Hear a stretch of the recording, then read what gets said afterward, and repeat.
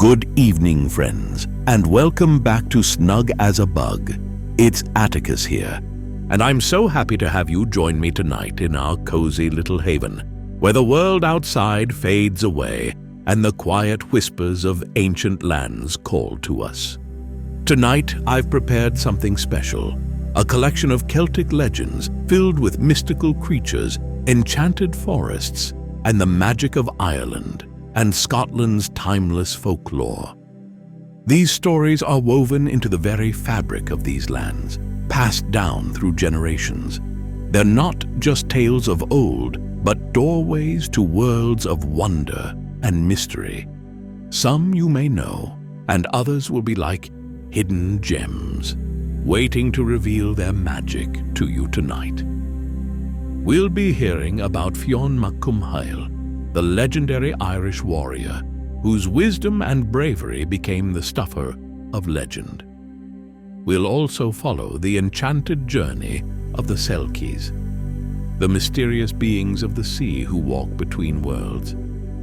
And of course, we'll hear the haunting lament of the Banshee, whose cry signals a deep connection to life and loss.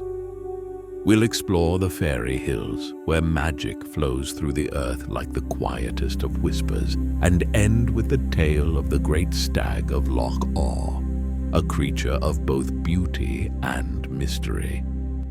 But before we begin, let's take a moment to fully relax and unwind. Find a place where you can feel completely at ease, whether you're nestled under the covers, resting on a soft pillow, or sitting somewhere peaceful. Gently close your eyes and let the day melt away. Take a slow, deep breath in. Feel the cool, crisp air fill your lungs, and then slowly breathe out, releasing any tension. As you exhale, imagine your shoulders growing lighter, your arms and legs sinking into perfect comfort, and your mind becoming wonderfully still. Now, as you settle into this feeling of calm, imagine yourself stepping into the world of these Celtic lands. The air is fresh and cool. The scent of wild heather and pine fills the breeze, and the gentle hum of nature surrounds you. You walk through misty hills, the soft glow of the moon lighting your way. Ahead of you, a warm fire flickers, casting a golden light across a stone circle, welcoming you to rest and listen. With each breath, you feel more relaxed, more connected to the stories that await you. Let the ancient magic of these legends guide you into a state of deep peace. Allow the rhythm of the tales to carry you, as they have carried countless others before you. Now, let's journey together, back through time and across the misty isles, as the legends of the Celts unfold. And with that, let the stories begin. The Legend of Fionn mac Cumhail. Chapter 1. The Birth of a Legend. In the heart of Ireland, where the emerald hills stretch endlessly toward the sky and the rivers sing ancient songs, there was born a child destined for greatness. His name was Fionn mac Cumhail, and his legend would live on through the ages, whispered in the winds and carried in the hearts of all who roamed the land. Fionn's mother, Muirna, came from a noble lineage, and his father, Cumhail, was a fearless warrior and the leader of the Fianna, a band of elite fighters. But before Fionn's birth, tragedy struck. Cumhail was slain in battle, leaving Muirna to raise her unborn child alone. Fearing for their safety, Muirna entrusted her baby to two wise women of the forest, Bodmal and Liat Luachra. These women were skilled in the ancient arts, and they took Fionn to live in secret deep within the wild woods. Under their care, Fionn grew strong and wise. As the years passed, the boy with bright eyes and golden hair flourished, learning the ways of nature and the secrets of the world. The trees became his companions, the rivers his guides. The whispers of the forest taught him not only how to survive, but also how to live with honor and courage. Chapter 2. The Salmon of Knowledge. Fionn's thirst for knowledge was insatiable, and the wise women saw this spark in him. They knew he was destined for greatness, so they sent him to a poet and sage named Finnegas, who lived by the river Boyne. Finnegas had spent years seeking the salmon of knowledge, a magical fish that held all the wisdom of the world. Legend said that whoever caught and ate this salmon would possess infinite knowledge. For 7 long years, Finnegas had tried to catch the elusive fish, and finally, on a still summer's day, he succeeded. With great reverence, he handed the fish to Fionn and instructed him to cook it, but with one strict command. Fionn must not eat even a morsel of the salmon. Fionn obeyed, tending the fire and watching the fish closely. But as the fish cooked, a drop of hot oil from the salmon splashed onto Fionn's thumb. Instinctively, he put his thumb in his mouth to soothe the burn. In that single moment, the wisdom of the salmon of knowledge flowed into him. When Finnegas returned, he saw the change in Fionn's eyes. "Have you eaten the fish, boy?" he asked, though he already knew the answer. Fionn explained what had happened, and Finnegas, realizing the prophecy had been fulfilled, accepted it with grace. "It was meant for you," he said softly. "You are the one who will lead Ireland." Chapter 3. The Rise of the Fianna. With the wisdom of the salmon coursing through him, Fionn knew it was time to reclaim his birthright. He set out to join the Fianna, the very warriors his father had once led. But to join this noble band was no easy task. The Fianna were not only warriors, they were protectors of the land, and each member had to prove their worth through great trials. Fionn's trials began with a journey to Tara, the seat of the High King of Ireland. Each year the Fianna gathered there, but for many years they had been plagued by a dark sorcerer named Eilean. Eilean would play his magical harp, lulling everyone to sleep, and then he would burn the great halls of Tara to the ground. Determined to stop this terror, Fionn approached the king and volunteered to defeat Eilean. Armed with the wisdom of the salmon and a spear that could ward off sleep, Fionn stood watch as the dark sorcerer approached. As the haunting music of Eilean's harp filled the air, the warriors began to fall into a deep slumber. But Fionn, clutching his spear tightly, stayed awake. When Eilean came close, Fionn struck swiftly, driving the sorcerer away and saving Tara from destruction. The High King, impressed by Fionn's bravery, granted him leadership of the Fianna, a position his father had once held. Chapter 4. The Pursuit of Love. As Fionn led the Fianna across Ireland, his reputation as a great leader grew, but his heart longed for love. One day, while hunting in the deep woods, he came upon a beautiful woman, radiant as the dawn. Her name was Sadba, and she was under a terrible curse, transformed into a deer by a dark enchantment. Only in Fionn's presence could she return to her human form. Fionn and Sadba fell deeply in love, and for a time they were blissfully happy. Sadba bore Fionn a son, Oisin, who would later become one of Ireland's greatest poets. But their happiness was fleeting. The dark enchanter, who had cursed Sadai, soon found them, and in a cruel twist, transformed her back into a deer, leading her away from Fionn forever.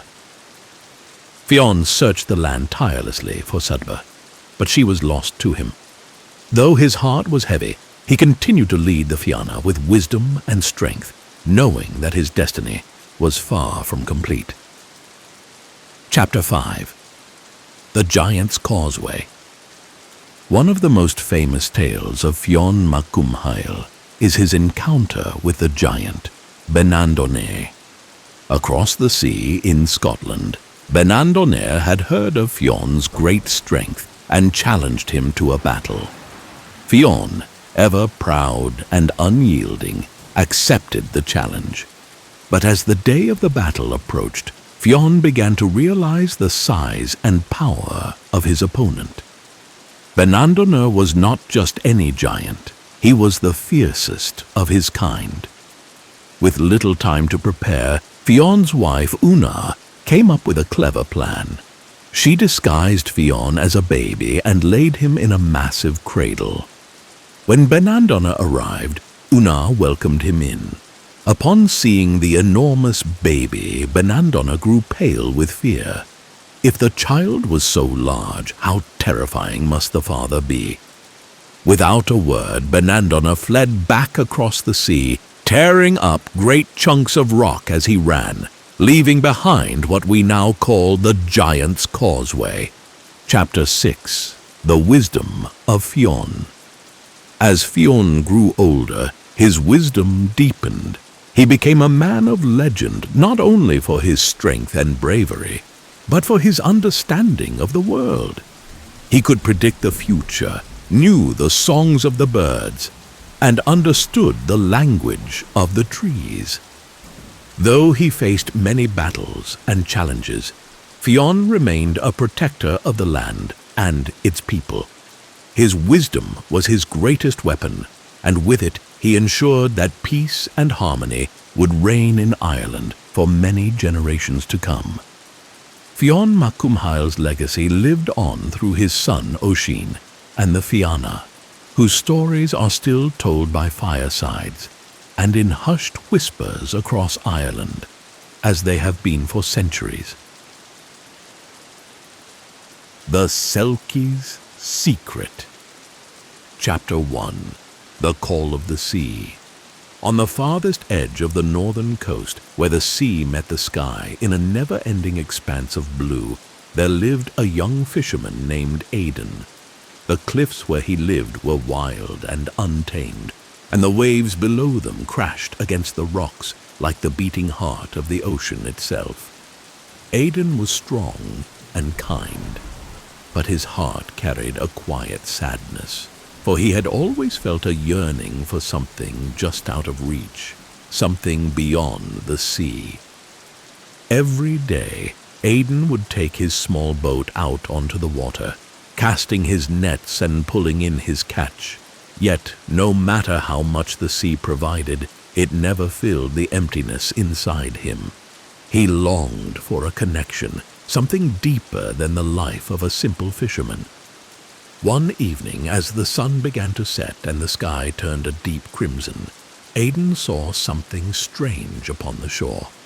From the distance it looked like a group of seals basking on the rocks. But as he drew closer, he saw something that made his heart race.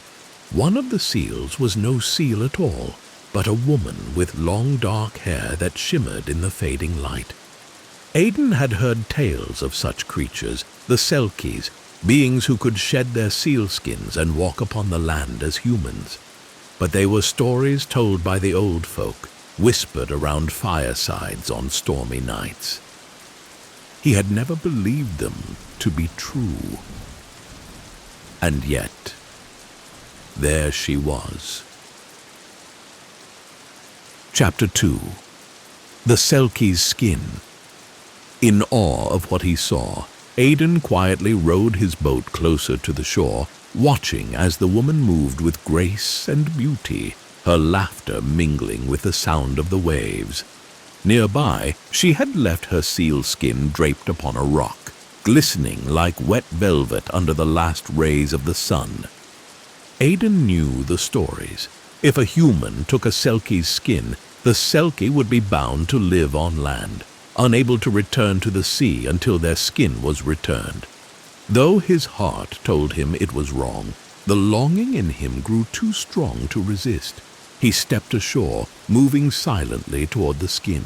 With trembling hands he took it and hid it away in his boat. When the Selkie noticed Aidan, she smiled, her eyes kind and filled with curiosity.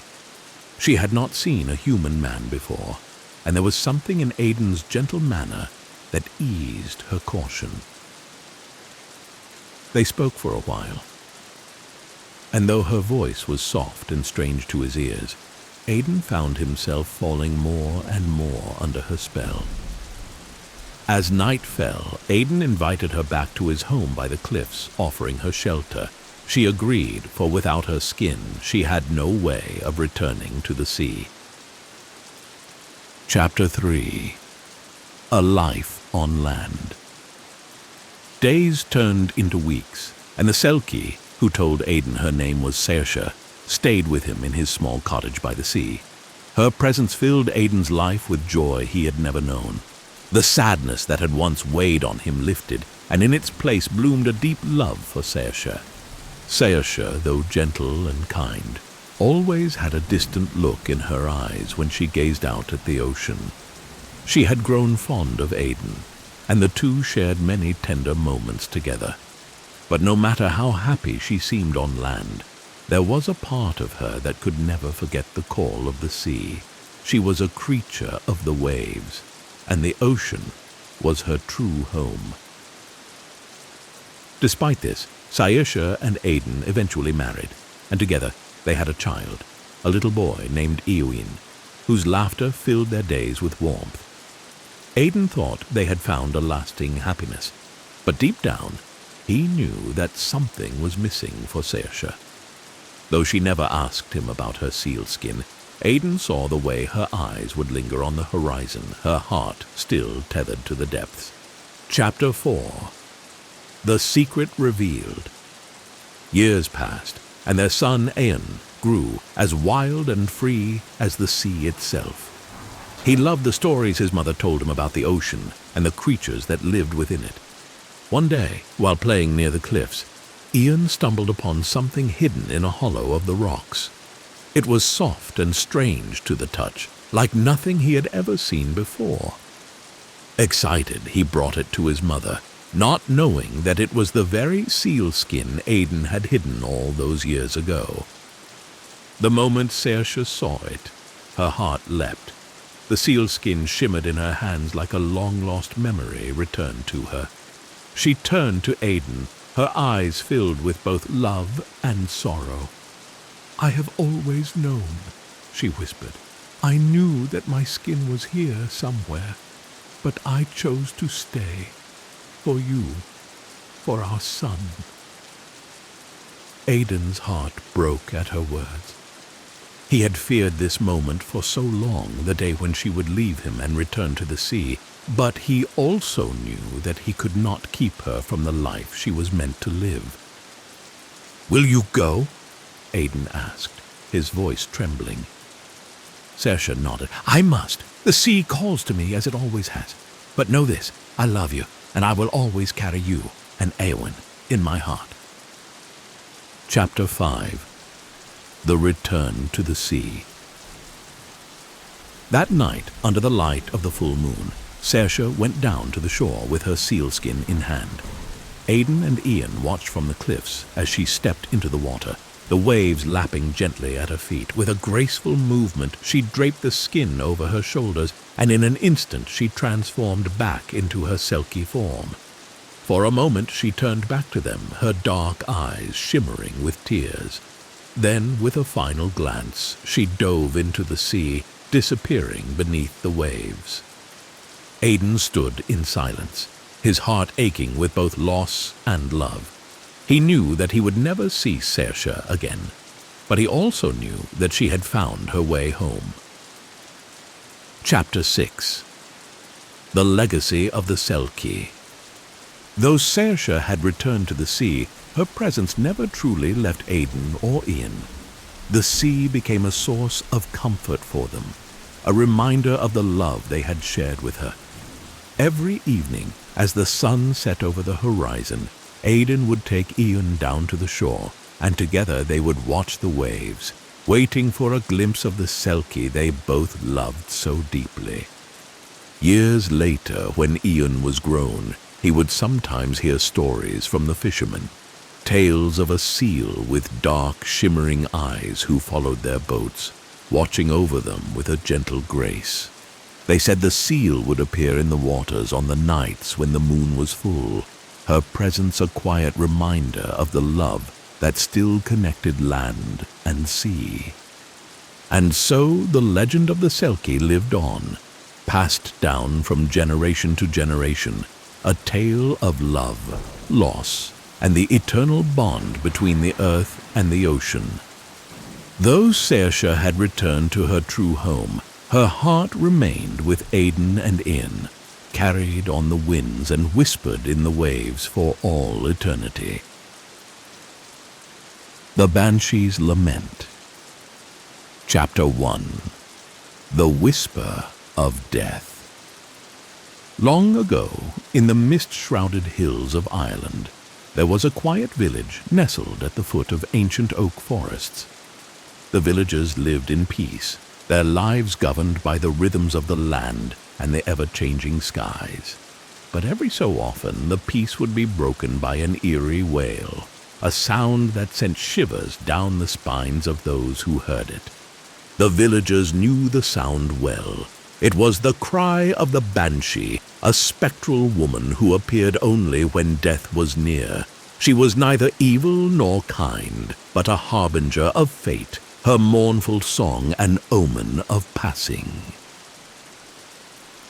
The Banshee's lament echoed through the night like a distant wind, soft at first, but rising in pitch until it was impossible to ignore.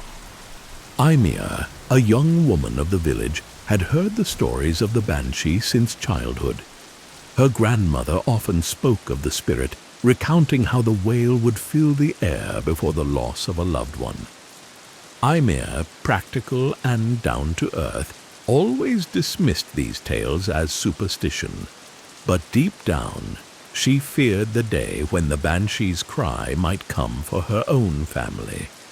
And so, when a cold wind swept through the village one autumn night, carrying with it the unmistakable wail of the Banshee, Immerse's heart sank. The sound was faint, carried on the breeze like a distant sorrow, but she knew what it meant. Death was coming to someone in the village. Chapter 2. The Mourning Spirit. The Banshee's wail echoed across the hills for days, growing louder each night. The villagers spoke of it in hushed tones, their eyes filled with fear. Who would it be this time? Who among them would be taken by the unseen hand of fate? Immerse's thoughts turned to her father, Ciaran, a man who had always been strong and full of life. But lately she had noticed his health beginning to wane. His once sturdy frame seemed to have shrunk, his steps slower, his breath more labored. Her mother, too, seemed distant, her eyes clouded with worry, though she said nothing of it. One evening, as the family sat by the fire, the wail came again, this time closer than ever. Immerse froze, her heart pounding in her chest. Her father looked up from his seat, his face pale but calm. He exchanged a glance with her mother, and though no words were spoken, Immerse knew they were both thinking the same thing. "The Banshee," her father murmured, his voice hoarse. "She's calling." Immerse wanted to dismiss it, to say that it was nothing but the wind, but deep down she knew better. The Banshee's cry had come for them. Chapter 3. A Meeting with Fate. Determined to face the spirit head-on, Immerse made up her mind to find the Banshee. If death was coming for her father, she wanted to understand why. She wanted to hear the lament with her own ears, to know what sorrow lay behind it. Gathering her courage, she set out into the night, the cold air biting at her skin.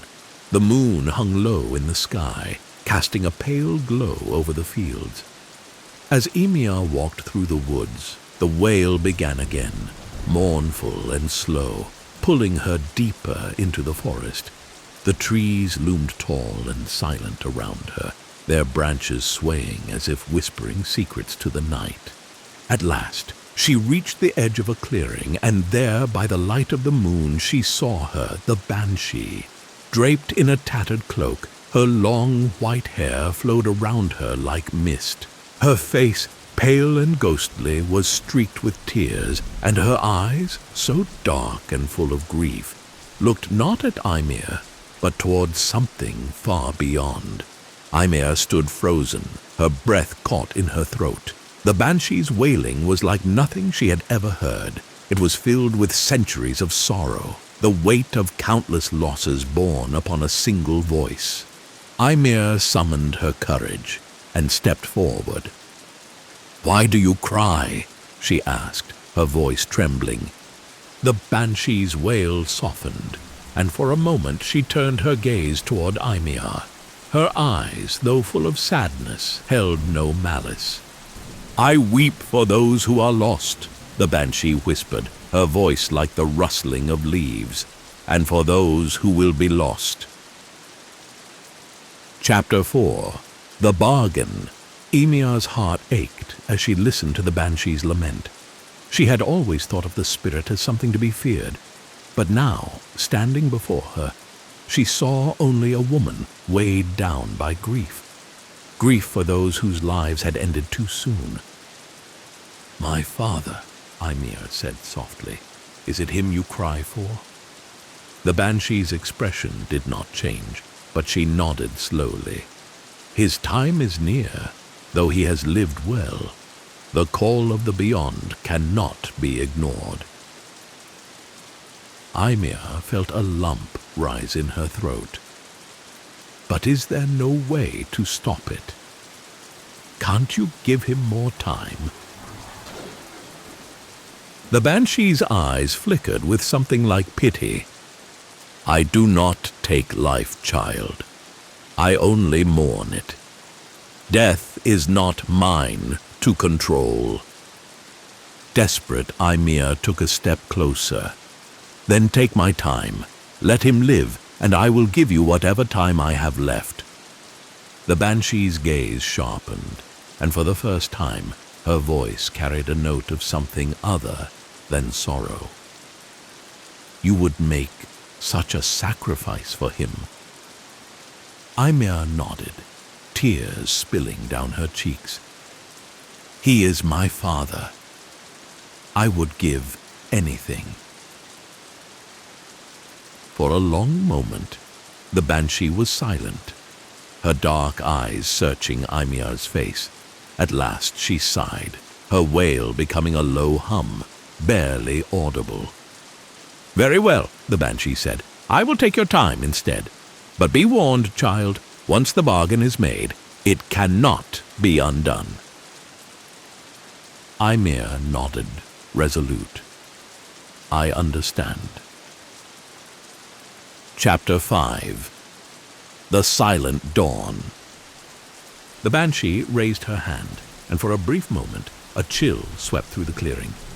Ymir felt a strange weight lift from her body, as if a part of her soul had been taken. The banshee's wail, once so mournful, faded into the night, and the forest fell silent. "You will have more time with your father," the banshee said softly, her eyes dark and hollow. "But the years that were his will now be yours to bear." With that, the banshee turned and vanished into the mist, leaving Ymir standing alone beneath the moonlit sky. The forest was quiet, but Ymir felt an emptiness within her that had not been there before, a knowing that her own time was now shorter than it had been. When Ymir returned home, her father was still sitting by the fire, his face serene.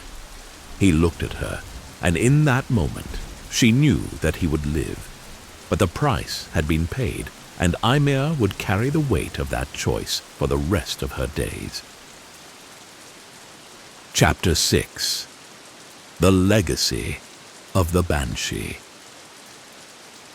In the years that followed, Ymir's father grew old, but he lived well beyond the time the villagers had expected. He spent his days surrounded by family and friends, unaware of the sacrifice his daughter had made. Ymir, though content in knowing her father's life had been spared, felt the weight of her bargain in every passing season. She never heard the banshees wail again, but she knew that one day, when her own time came, the spirit would return, not as a threat, but as a final comfort. The villagers spoke of the banshee for generations, passing down stories of her mournful cry. But they also spoke of a young woman who had faced the spirit without fear, and who had bargained with fate itself to protect the ones she loved. And so, the legend of the banshee's lament became not just a tale of death, but one of love, sacrifice, and the choices we make in the face of the inevitable. The Fairy Hills of Ireland. Chapter 1. The Hidden Hills. In the heart of Ireland, where the rolling green hills stretch as far as the eye can see, there are places that seem to shimmer in the golden light of day, places where the air itself feels different, thicker with magic, alive with unseen things. These are the Fairy Hills, ancient mounds said to be the homes of the Sea, the fairy folk who live between this world and the next. The villagers who lived near these hills knew to tread carefully. For as long as anyone could remember, the stories had been told. Stories of those who wandered too close and never returned, of those who heard the faint, melodic music that seemed to come from deep within the earth and were lured into the fairy realms, never to be seen again. Éamon was a young man of the village, and like the others, he had heard the tales of the fairy hills all his life. But where others felt fear, Éamon felt only curiosity. He had always been drawn to the hills, their strange beauty, and the mysteries they held.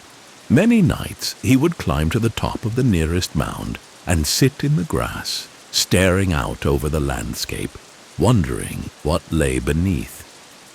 One summer evening, as the sun dipped low on the horizon and the sky blazed with hues of orange and pink, Éamon set out again for the hills. His mother warned him, as she always did, to be careful. "The fairies don't take kindly to those who wander too close," she reminded him, but Éamon only smiled, kissed her on the cheek, and promised he would be back before the stars filled the sky. He could not have known then that this night would change his life forever. Chapter 2. The Invitation. As Éamon reached the top of the hill, the air seemed to shift. A soft breeze blew, carrying with it a faint, lilting melody. The music was beautiful, so beautiful that Éamon felt his heart quicken.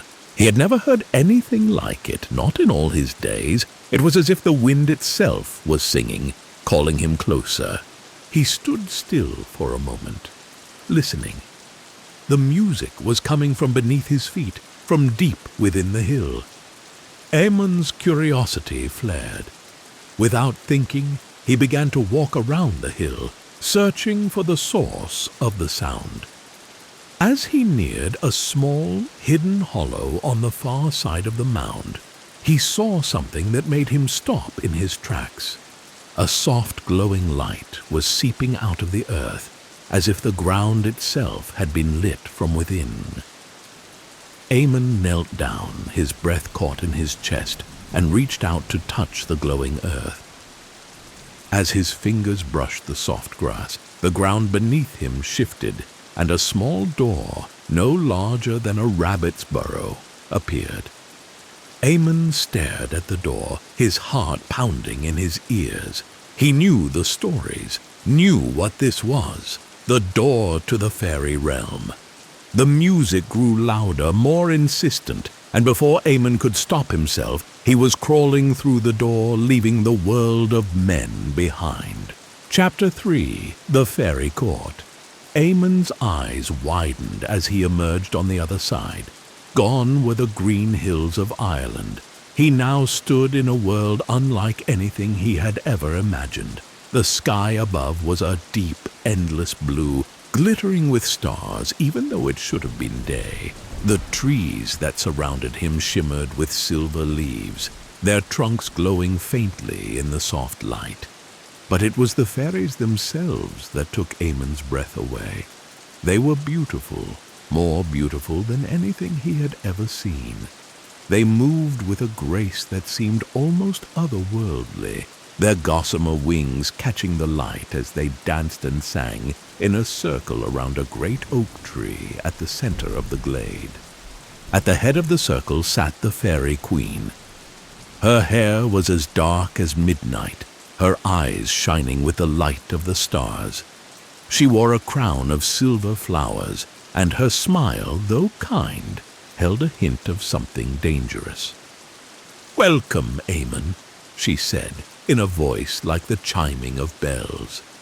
"We have been expecting you." Eamon's heart raced. How did she know his name? How had they been expecting him, he wanted to ask, but his voice caught in his throat. The queen gestured for him to come closer, and Eamon, mesmerized, obeyed. As he approached, the other fairies parted, making way for him in their circle. "We have watched you for some time," the queen said, her eyes never leaving his. "You are different from the others. You have seen the beauty of our world, and now you are here." Eamon could hardly speak. "Why have you brought me here?" The queen's smile deepened. "Because you belong here with us. Stay and you will know joy beyond anything you have ever imagined. Stay and you will live among the stars." Chapter 4. The Choice. Eamon felt as though he was dreaming. The music, the beauty of the fairy world, the offer, it was all too much, too perfect. Could it really be true? Could he live among the fairies, leave behind the life of the village, and become part of their eternal dance? But as the thought crossed his mind, a shadow of doubt crept in. He thought of his mother, waiting for him to return home. He thought of the life he had known, the simple joys of fishing in the river, of watching the sun set over the hills, of laughing with friends in the village square. The fairy queen watched him closely, her smile faltering slightly. "What is it you fear?" she asked, her voice soft and soothing. "Here there is no pain, no loss, only joy and beauty." Eamon swallowed, his mind racing. The offer was tempting, so tempting. But something inside him held him back, a voice that whispered of the dangers of staying too long in the fairy realm. He remembered the old stories of those who had entered the fairy hills and never returned, their souls lost forever. I can't," Eamon said, his voice barely above a whisper. "I have a life, a family. I can't leave them." The fairy queen's eyes darkened for a moment, and the music in the glade faltered. "You would choose a life of sorrow over eternal joy?" she asked, her voice colder now. Eamon felt a shiver run down his spine. "I'm sorry," he said, taking a step back. "I have to go back." Chapter 5. The Return. The queen's smile returned, though it no longer reached her eyes. "Very well," she said, her voice now tinged with sadness. "But know this, Eamon, you will not return to us again. Once you leave, you are bound to the world of men. This door will be closed to you forever." Eamon nodded, his heart heavy with the weight of his decision. He turned and began to walk back toward the small door through which he had entered the fairy realm.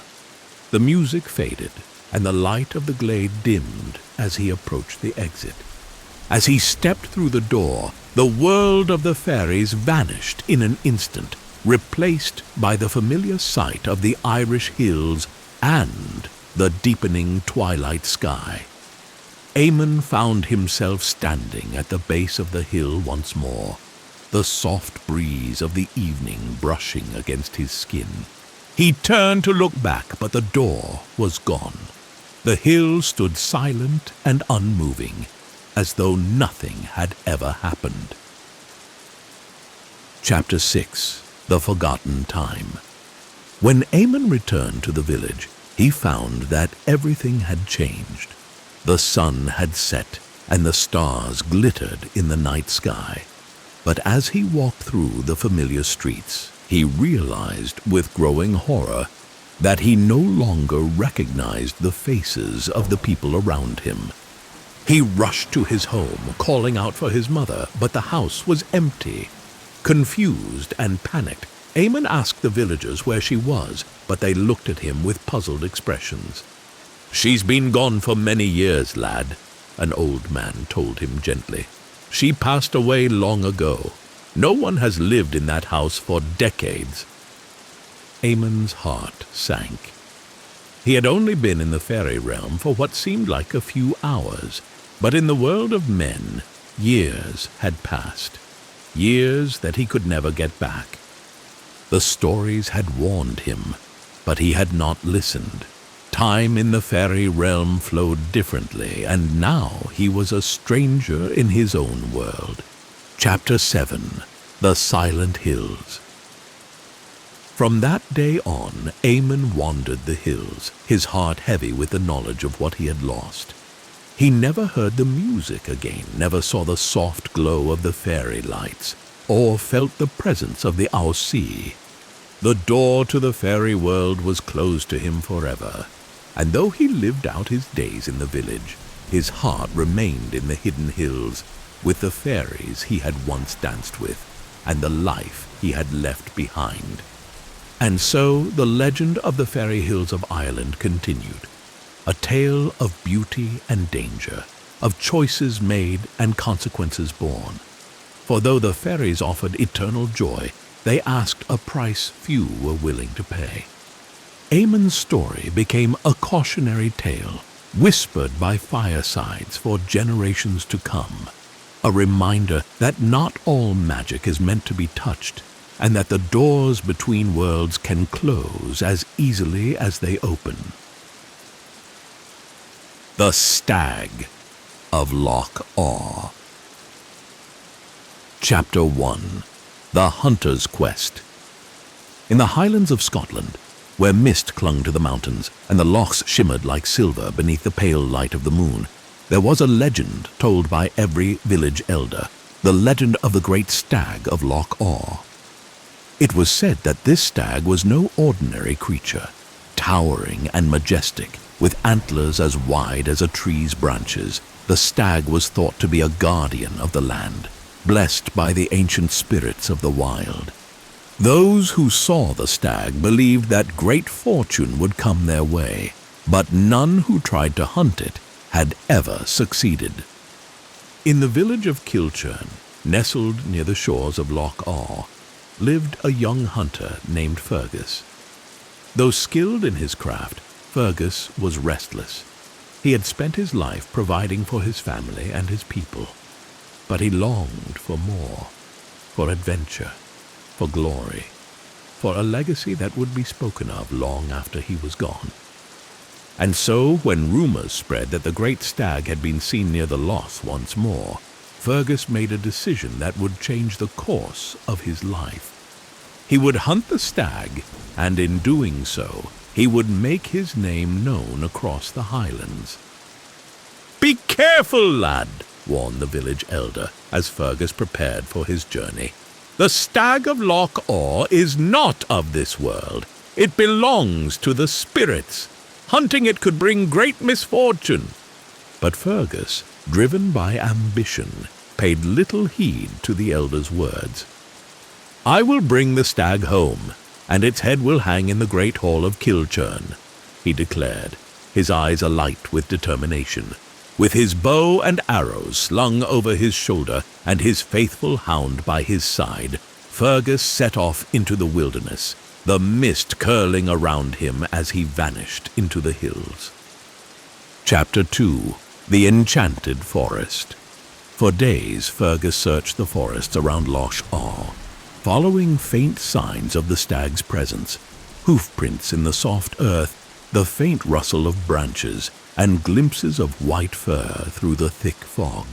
The deeper he ventured into the forest, the stranger the air seemed to grow. The trees, tall and ancient, whispered in the wind, their branches swaying as though in conversation. The loch, usually serene, seemed to glow with an otherworldly light, and the mist hung heavier than usual, obscuring his path. Fergus pressed on, determined not to be dissuaded by superstition.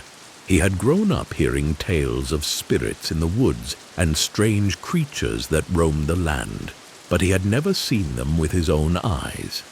To him the stag was nothing more than a beast to be hunted. One evening, as the sun dipped low and the sky turned a dusky pink, Fergus caught sight of something in the distance. Something large and white, standing on the edge of the forest just beyond the mist. His heart leapt. It was the stag. Slowly he crouched down, drawing an arrow from his quiver. His hound stood still beside him, its eyes fixed on the great creature ahead. Fergus knocked the arrow, holding his breath as he aimed. But just as he was about to release the bowstring, the stag turned its head and looked directly at him. Fergus froze. The stag's eyes were unlike any he had ever seen, deep, dark, and filled with a kind of wisdom that seemed almost human.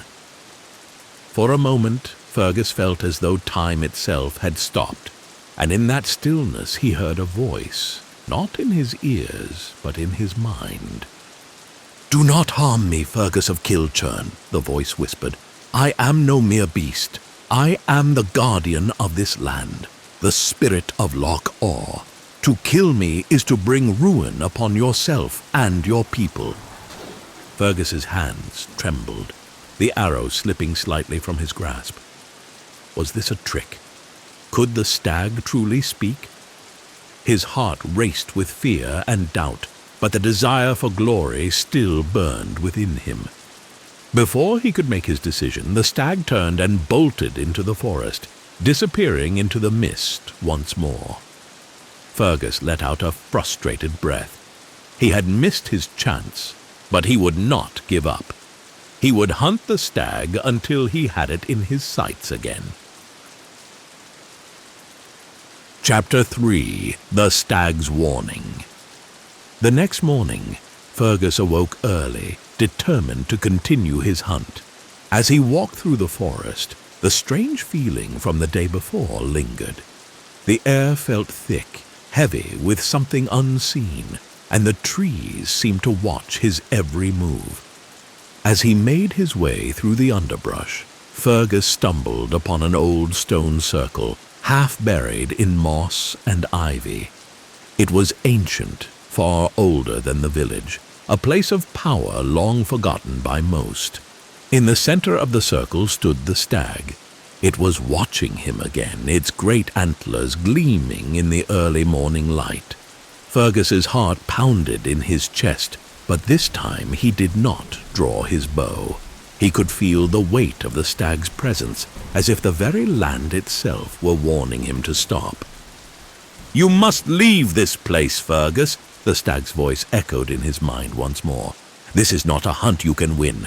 Return to your village and you will live in peace. If you continue, you will lose more than you can imagine." Fergus stood frozen, his thoughts swirling. He had always been a man of reason, a man who believed in what he could see and touch. But here, in this strange, enchanted forest, he could feel the truth of the stag's words deep in his bones. But he was also a man of pride, and pride would not allow him to walk away empty-handed. With a steely resolve, Fergus raised his bow again, determined to bring down the legendary stag, no matter the cost. The stag did not run this time. It stood perfectly still, its dark eyes watching him, waiting. Chapter 4. The Hunt's End. Fergus drew back the bowstring, his hand steady despite the whirlwind of doubt in his mind. Just as he released the arrow, a sudden gust of wind swept through the stone circle, knocking him off balance. The arrow flew wide, missing the stag entirely and disappearing into the forest. The stag let out a deep, sorrowful sound, like the mournful call of the wind through the trees. For a moment, Fergus thought the creature might attack him, but instead, the stag turned and walked away, disappearing into the mist. Frustration boiled within Fergus. He had come so close, only to fail again.